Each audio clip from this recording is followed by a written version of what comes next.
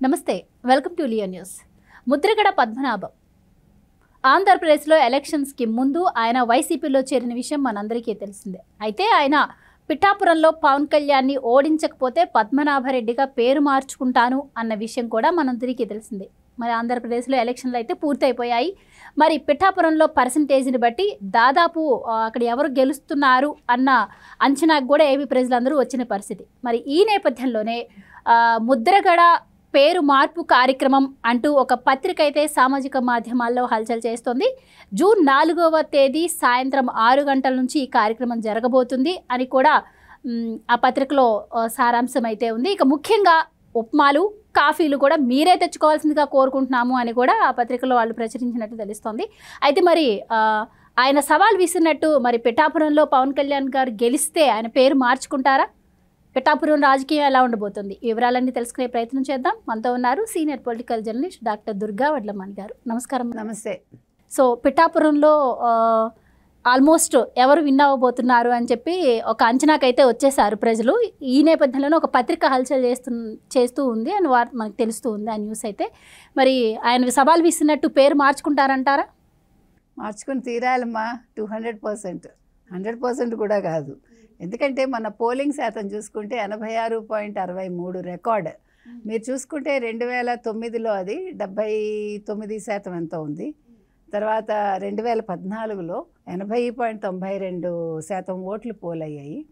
ఈసారి ఎందుకంటే ఇది ఒక ప్రెస్టీజ్గా తీసుకుని యూ కాంట్ బిలీవ్, విదేశాల నుంచి వచ్చారు, హైదరాబాద్ నుంచి యువత వచ్చారు, పొరుగు రాష్ట్రాల నుంచి వచ్చారు. అంటే ఈయన ఛాలెంజ్ విసరకపోతే బాగుండేది. ఇంత శాతం వచ్చేదో లేదో, ఇంత పోలింగ్ శాతం మనకు తెలియదు. అంటే మామూలుగా వేస్తారు, ఎందుకంటే ఆంధ్రప్రదేశ్ ప్రజలు ఎప్పుడూ కూడా ఎన్నికల్లో ముందే ఉంటారు. కాకపోతే ఇది ఒక పోటీ అని వచ్చేసరికి, ఆయన పబ్లిక్గా సవాల్ చేసేసరికి అది ప్రతి ఒక్కళ్ళు ఒక సవాల్గా తీసుకున్నారనమాట. సరే నీకు పేరు మారుస్తాము, నీకు నామకరణోత్సవం చేస్తామని ముందే డిసైడ్ అయిపోయి వాళ్ళందరూ సో వచ్చి ఓటేశారు. సో 86.63 అంటే ఇట్స్ నాట్ ఎ స్మాల్. ఇది మొత్తం మీకు ఆంధ్రప్రదేశ్లో జరిగిన పోలింగ్లో ఇదే హైయెస్ట్. జగన్మోహన్ రెడ్డికి అలా రాలేదు మనం చెప్పుకోవాలంటే ఇంత పర్సంటేజ్. అంటే ఓవరాల్గా మహిళా ఓటర్లు ఎక్కువ ఉన్నప్పటికీ ఈసారి ఆంధ్రప్రదేశ్ ప్రత్యేకత ఏంటంటే మీరు చెప్పినట్టుగా 81% మనకు వచ్చింది. కానీ అందుకు భిన్నంగా ఇక్కడ పోలవటం అనేది చాలా గొప్ప విషయం, అవునా కదా? సో ఇప్పుడు మనం ఆయన ఎదురు చూస్తూ ఉండాలి, వెయిట్ చేయాలి జూన్ 4కి. అయితే అసలు ఏం జరిగింది అని చూసుకుంటే మనం ఆ రోజు ఆయన ఛాలెంజ్ చేయటం అనేది అసలు ముద్రగడ గారికి ఈ వయసులో అవసరమా తల్లి ఇదంతా కదా? ఎందుకు చెప్తున్నానంటే ఆయన ఛాలెంజ్ చేయకపోతే ఈరోజు ఆయన పేరు మార్చుకోవాల్సిన అవసరం రాదు. జూన్ 4న ఆయన కోసం ఒక పత్రిక రెడీ చేసి మీకు నామకరణోత్సవం చేస్తాము, మీరు రెడీగా ఉండండి, కాకపోతే ఎవరు ఉప్మాలు కాఫీలు వాళ్ళు తెచ్చుకోండి అంటూ వాళ్ళు హల్చల్ చేశారు. అయితే ఇప్పుడు ఈ నామకరణోత్సవం ఎక్కడ చేస్తారు అది కూడా క్వశ్చనే. పిఠాపురంలో జరుగుతుందా, లేదు తునిలో జరుగుతుందా, లేదు ఆయన సొంత ఊళ్ళో జరుగుతుందా, లేదు హైదరాబాద్లో చేస్తారా, ఎవరు చేస్తారు అది కూడా ఆయనే డిసైడ్ చేసుకోవాలి. ఎందుకంటే ఆయన వైసీపీలో ఉన్నారు కాబట్టి జగన్మోహన్ రెడ్డి చేయిస్తారా దగ్గరుండి, అది కూడా వెయిట్ చేయాలి మనం. ఇప్పుడు మీరన్నట్టు ఆయన దశాబ్దాలుగా ఉన్నటువంటి ఆయన పేరుని ఆయన అంటే ఇప్పుడు వైసీపీలో జాయిన్ అయ్యి ఆయన పేరుని ఆయనే చెడగొట్టుకున్నారా అంటే ఏం చెప్తారు?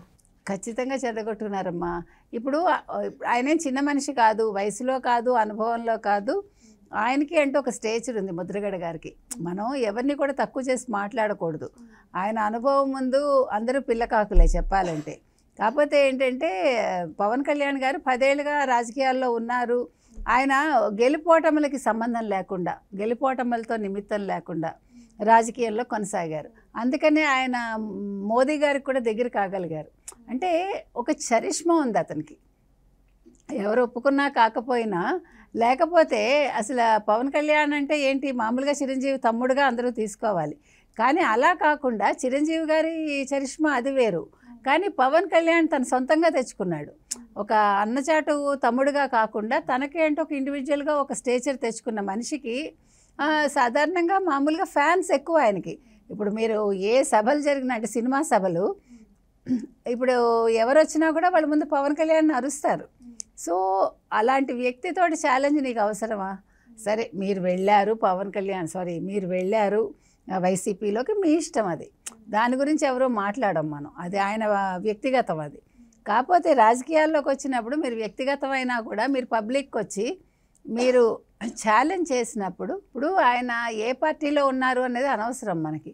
కాకపోతే ఆయన తక్కువ చేసుకుని నేను పద్మనాభరెడ్డిగా పేరు మార్చుకుంటాను, పవన్ కళ్యాణ్ గెలిస్తే నేను పవన్ కళ్యాణ్ని తరిమేయడమే పిఠాపురం నుంచి నా లక్ష్యం అంటే అనవసరం. ఆయనకి ఎవరో చెప్పి పెట్టారు. ఇప్పుడు ఆయన ఆ పార్టీలోకి వచ్చినందుకు మీరు ఇలా మాట్లాడాలి అని ఒక కండిషన్ పెట్టారేమో మనకు తెలియదు. వాళ్ళ కండిషన్ పెట్టినప్పుడు ఆయన ఆ పార్టీలోకి రావాల్సిన పని లేదు. ఇప్పుడు ఆయన కొత్తగా పేరు అక్కర్లేదు, కొత్తగా డబ్బు అక్కర్లేదు, కొత్తగా ఏది అవసరం లేదు. పోనీ అలాగనే ఆయన ఏమైనా ఒక ఎంపీగా నిల్చున్నారా, ఎమ్మెల్యేగా నిల్చున్నారా, ఏదీ లేదు కదా. సో వాట్ ఫర్ నువ్వు వచ్చావు అసలు? ఇప్పుడు ఆయన పార్టీకి ఆయన ఉండుంటే ఈరోజు జనసేనలో వాళ్ళ కొడుకు కూడా మంచిగా ఒక దాంట్లోకి వచ్చేవారేమో, అతనికి కూడా ఒక ఎమ్మెల్యే పొజిషన్ వచ్చేదో, కావాలంటే ఎంపీ కూడా వచ్చేది. సో అది ఏమంటారు, ఆ హైరార్కీ కొనసాగేది. దాన్ని పాడు చేసుకున్నారు ఆయన. ఇప్పుడు డబ్బు ఒక్కటే కాదమ్మా మనిషికి, రాజకీయాల్లో తలపడినప్పుడు మిగతా విషయాల్లో కూడా ఆయన ఆలోచించాలి ఆ రకంగా. ఇంకొకటి ఏంటంటే ఆయన పబ్లిక్కి వచ్చేసి అట్లా మాట్లాడక్కర్లా. అందుకనే కదా ఈరోజు 86.63% అంటే 86.63% అంటే చిన్న విషయమా? ఈరోజు నెంబర్ 1లో ఉంది పిఠాపురం అంటే ఓటింగ్ శాతంలో. అది దానికి కారణం ఆయనే కదా. అంటే కొందరు తెలిసి చేసినా తెలియక చేసినా అది ఎదుటి మనిషికి ఇంకా కొంచెం మంచే చేస్తుంది. అండ్ ఇంకో విషయం మేడం, ఇప్పుడు పిఠాపురంలో వంగ గీత గారు గెలిచారు అంటే ఆ క్రెడిట్ మొత్తం వైసీపీకి, వంగ గీతకే వెళ్తుంది. అదే పిఠాపురంలో వంగ గీత గారు ఓడిపోతే అది మొత్తం ముద్రగడ పద్మనాభం గారికి వస్తుంది అని కూడా ఒక వార్త హల్చల్ చేస్తుంది. సో అది కూడా కరెక్టే అంటారా, నిజమంటారా? అంతే కదా, ఆయన జీవితకాలం ఆ భారాన్ని మొయ్యాలిగా. ఈ ఓటమి భారాన్ని ఎవరు మొయ్యాలి? జగన్మోహన్ రెడ్డి మొయ్యరు, వైసీపీ మొయ్యదు, మిగతా మంత్రులు మొయ్యరు, సలహాదారులు మొయ్యరు, ముద్రగడ పద్మనాభరెడ్డి గారే మొయ్యాలి. ఎందుకంటే అప్పటికి ఆయన రెడ్డి అయిపోతారు కాబట్టి. అప్పుడు ఎవరిది ప్రాబ్లం అంతా ఆయనదే కదా. ఎందుకు నోరా వీపుకి దెబ్బలు తాకే అన్నారు. ఇదే మౌనం అంత మంచి పని ఇంకోటి లేదు మనిషికి. సో నేను అనేది, ఇప్పుడు నువ్వు రాజకీయంగా ఇంకా మీరు భవిష్యత్తు లేకుండా చేసుకుంటున్నారు రాజకీయంగా. తర్వాత కుటుంబంలో కూడా అనవసరమైన కలహాలు తెచ్చుకున్నారు. అవసరమా? ఇప్పుడు పోనీ అబ్బా మీరు వైసీపీలోకి వెళ్ళారయ్యా, మీరు పవన్ కళ్యాణ్ని ఛాలెంజ్ చేశారు, అది మీ అమ్మాయికి నచ్చలేదు క్రాంతికి. తను బయటకు వచ్చి నాన్న మీరు ఇలా మాట్లాడకండి, మీరు వంగా గీత గారికి సపోర్ట్ చేస్తే చెయ్యండి, కానీ మీ పేరు మార్చుకుంటాను ఇలాంటి స్టేట్మెంట్లు ఎందుకు ఇచ్చారు, పవన్ కళ్యాణ్ని తరిమేస్తానడం తప్పు, ఆయన అంటే నాకు ఇది, నేను ఆయనకే సపోర్ట్ చేస్తాను అన్నప్పుడు ఈయన మళ్ళీ ప్రెస్ మీట్ పెట్టకుండా ఒక చిన్న స్టేట్మెంట్, ఓకే మా క్రాంతి నువ్వు నీ ఇష్టం, నీ దారిలో నువ్వు వెళ్ళు, నా దారిలో నేను ఉంటాను అని ఒక చిన్న స్టేట్మెంట్ తోటి ఆయన పెద్దరికాన్ని నిలుపుకుని ఉండొచ్చు. కానీ మరి ఎవరు ప్రోద్బలమో మనకు తెలియదు. ఆయన అనవసరంగా ప్రెస్ మీట్ పెట్టి నాకు అసలు నా ప్రాపర్టీ కాదు అలాంటి పదాలు అవసరమా? అసలు మీ వయసుకి అలాంటి పదం మీరు మాట్లాడకూడదు. ఎందుకంటే ఎంత ఎదరవాడు చెప్పినా కూడా మన ఇది మనకు. అండ్ మీరు చెప్తుంటే ఒక డౌట్ వస్తుంది మేడం, అంటే ఈ కాపుల ఓట్లు ఏవైతే ఉన్నాయో గంపగుత్తగా వైసీపీ క్యాష్ వేసుకోవడం కోసం ముద్రగడని పార్టీలోకి తీసుకుంది అన్న వార్తలు అయితే అప్పుడు వచ్చినాయి.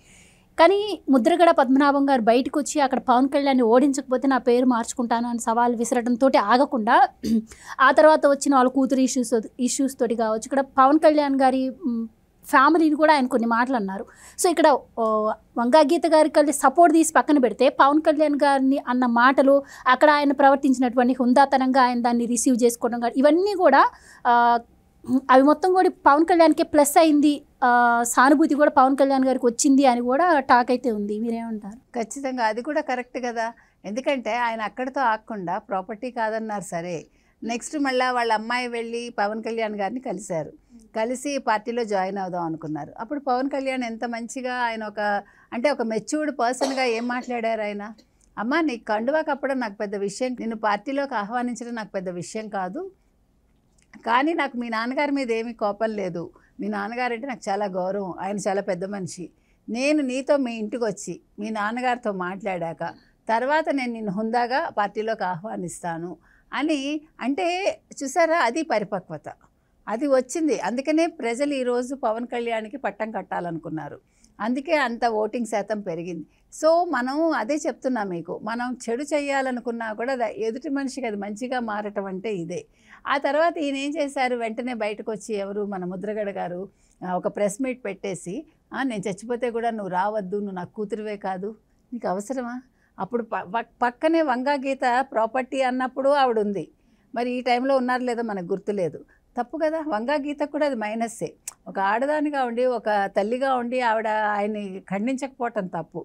నేనంటాను, రాజకీయాల్లో వచ్చే చిన్న చిన్న బెనిఫిట్స్ కోసం మనం మన కుటుంబాన్ని పాడు చేసుకుని, మన బంధుత్వాలు పాడు చేసుకుని ఇవన్నీ అవసరం లేదు కదా.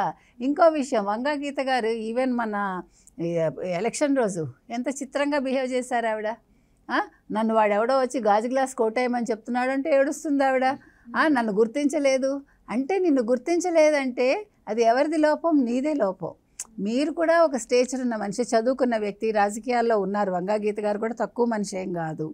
కానీ నిన్ను గుర్తించలేదంటే అది పవన్ కళ్యాణ్ వేవ్. అది మర్చిపోతున్నారు వీళ్ళు. పవన్ కళ్యాణ్ వేవ్ ముందు ఎవ్వడూ ఆగలేడు అన్నదానికి ఇది నిదర్శనం. ఇంకోటి, ఆ ఎర్ర కండువా వేసుకుంటే అతనెవరో దాన్ని తీయించి నువ్వు ఎర్ర చీర కట్టుకున్నావు, అది కూడా మర్చిపోయి. అంటే మనిషికి ఆ భయంలో ఏం చేస్తున్నావు అనేదానికి తెలీదు అన్నదానికి ఇది ఒక నిదర్శనం అనమాట. అంటే ఆవిడకి అవసరం లేదు అవన్నీ, అసలు ఆవిడ హల్చల్ చేయక్కర్లే. అక్కడ మీకు ఎక్కడైనా పవన్ కళ్యాణ్ తరఫున ఎవరన్నా మనుషులు కనిపించారా? మనకి పోలింగ్ ఏజెంట్స్ ఉన్నారు అక్కడ, ఎవడూ కనిపించలే. ఒక పోలీస్ లేడు. ఆవిడ ఫోన్ చేసేసి పోలీస్కి, ఏంటండి ఇక్కడ అందరూ ఎర్ర కండువాలు వేసుకొచ్చారు, మా వాళ్ళని కూడా మా కండువాలు వేసుకోమంటారా? See you are a senior politician, you need not talk like that. అంటే మనం తగ్గించుకోవటం మనకు తెలియకుండా మనం తప్పిదాలు చేస్తాము. ఎంత గొప్పవాడైనా ఆ కంగారులో చేసే తప్పిదాలు ఇవి. కాబట్టి ముద్రగడ గారు నామకరణోత్సవానికి రెడీగా ఉండాలి. ఎందుకంటే ఇది మనం చెప్పలేదండి, పవన్ కళ్యాణ్ ఫ్యాన్స్ ఊరుకోరు, ఇప్పుడు ఈ పత్రిక ఏదైతే వచ్చినా వాళ్ళు ఊరుకోరు, సోషల్ మీడియా ఊరుకోవట్లేదు. ఆయనకు అసలు అవసరం లేని పెద్ద మనిషి తీరు కూర్చుని ఆయన అక్కర్లేని తెచ్చుకున్నాడు నెత్తికి. ఏదేమైనా జూన్ 4 సాయంకాలం ముద్రగడ గారికి ముద్రగడ పద్మనాభరెడ్డిగా నామకరణోత్సవం జరుగుతుంది. జగన్మోహన్ రెడ్డి గారు వస్తారా, సజ్జల గారు చీఫ్ గెస్ట్గా వస్తారా చూద్దాం.